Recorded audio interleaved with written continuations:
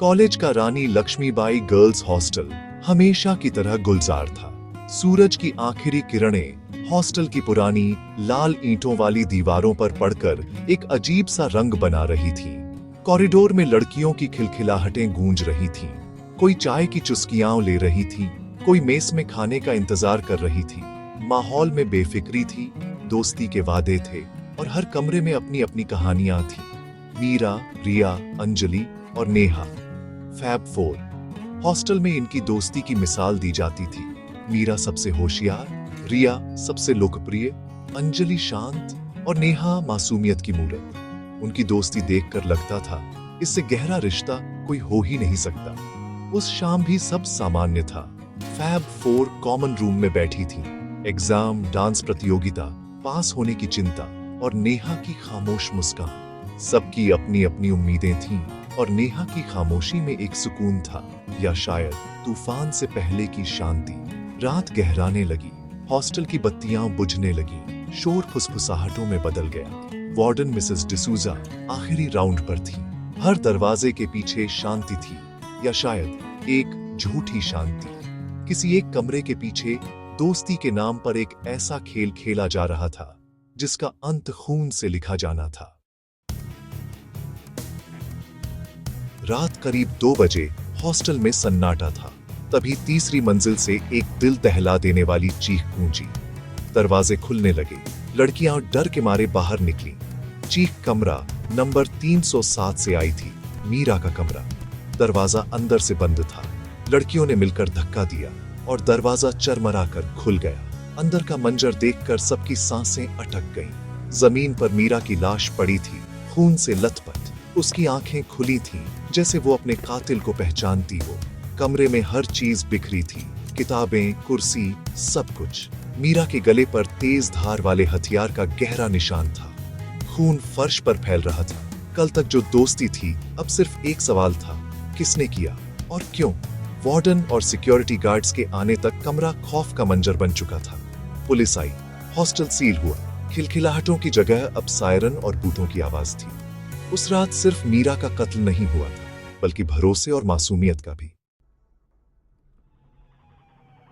Police की शुरुआती जांच में मामला बाहरी घुसपैठ का लगा। हॉस्टल की दीवारें ऊंची नहीं थीं। पीछे पेड़ था जिसकी टहनियां तीसरी मंजिल तक जाती थी। पुलिस को शक था कि कातिल पेड़ के सहारे आया। झाड़ियों में एक फटा हुआ दस्ताना मिला। लड़कियां और डर गईं। अब हर आहट पर चौंकने लगी। हॉस्टल का माहौल पूरी तरह बदल गया। मीरा की दोस्तों रिया, अंजलि, नेहा ने बताया कि मीरा की किसी से दुश्मनी नहीं थी। सबको यही लगा कि कत्ल किसी बाहरी ने किया है। पुलिस भी इसी एंगल से जांच कर रही थी, लेकिन इस थ्योरी में झोल थे। कमरे से कुछ भी कीमती सामान गायब नहीं था। संघर्ष हुआ, फिर भी किसी ने कोई आवाज क्यों नहीं सुनी? और कातिल को कैसे पता था कि 307 में कोई अकेली है? ये सवाल हवा में तैर रहे थे, लेकिन डर में कोई ध्यान नहीं दे रहा था। 2 हफ्ते बीत गए, केस उलझा रहा। तब डिटेक्टिव विक्रम सिंह को बुलाया गया, एक तेज तर्रार जासूस जो हर परत को देख लेते थे।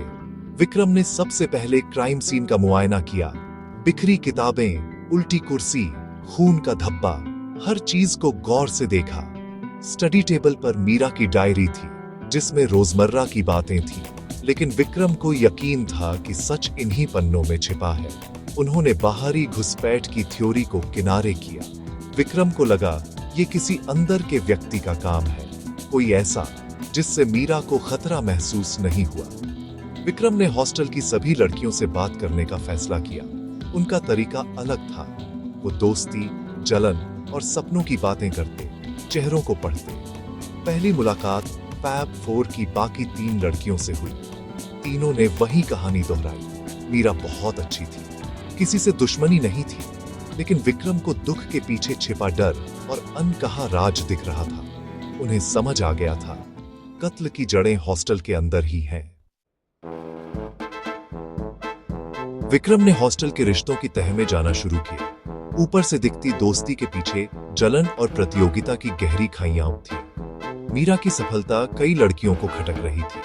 वो स्टूडेंट काउंसिल प्रेसिडेंट बनने वाली थी, जिससे रिया भी जलती थी। रिया ने इसे मामूली पॉलिटिक्स बताया, लेकिन उसकी आंखों में ईर्ष्या साफ थी। जांच में पता चला मीरा और रिया के बीच साहिल नाम के लड़के को लेकर भी तनाव था। साहिल रिया का बॉयफ्रेंड था, लेकिन मीरा से उसकी नजदीकियां बढ़ रही थी। दोस्ती में दरारें साफ दिखने लगी थी। अंजलि ने कबूल किया कि मीरा उसे ताने मारती थी, उसे लूजर कहती थी। अंजलि के दिल में ये बात चुभ गई थी। विक्रम को अब साफ दिख रहा था, फैब 4 सिर्फ एक दिखावा था। अंदर ही अंदर जलन, गुस्सा और नफरत का लावा उबल रहा था। जैसे जैसे जांच आगे बढ़ी, हॉस्टल में शक का माहौल गहरा गया। अब शक किसी बाहरी पर नहीं, बल्कि अपनी ही लड़कियों पर था। पुरानी दोस्तियां टूटने लगी, हर कोई अपनी कहानी गढ़ने लगा। रिया ने साहिल और मीरा की नजदीकियों को एक तरफा बताया और शक सीनियर लड़कियों पर डाला। उसकी कहानी आत्मविश्वास से भरी थी, लेकिन विक्रम जानते थे आधा सच सबसे खतरनाक होता है। अंजलि ने माना कि मीरा उसे ताने मारती थी, लेकिन वो उसे बड़ी बहन मानती थी। उसने बताया कि कत्ल वाली रात उसने एक परछाई देखी थी जो रिया के ग्रुप की लगती थी। नेहा सबसे शांत थी। उसने कहा उसे कुछ नहीं पता, उसकी आंखों में सिर्फ दुख और खालीपन था। वो इतनी मासूम लग रही थी कि उस पर शक करना मुश्किल था। विक्रम सोच में पड़ गए। हर कोई अपनी कहानी बना रहा था, सिवाय नेहा के, या शायद उसकी खामोशी ही उसकी कहानी थी।